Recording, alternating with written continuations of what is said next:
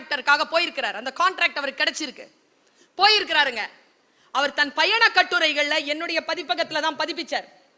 அதுல அவர் எழுதின அந்த கட்டுரையை உனக்கு சொல்றேன். என்ன துணிச்சல் இது!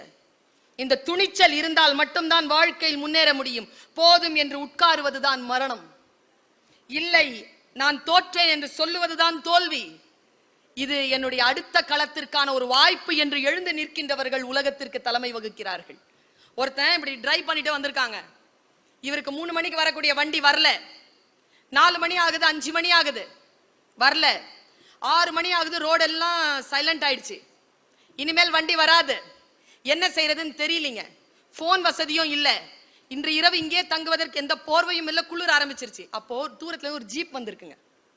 அவர் எழுதுறார், பீர் முகமது எழுதுறார், வாழ்க்கையின் அனுபவத்தை எழுதுகிறார். ஒரு ஜீப் மெதுவா வருது, இப்படி ஆடி ஆடி வருது ஜீப். கையை காட்டுறாருங்க, நிக்குது ஜீப்.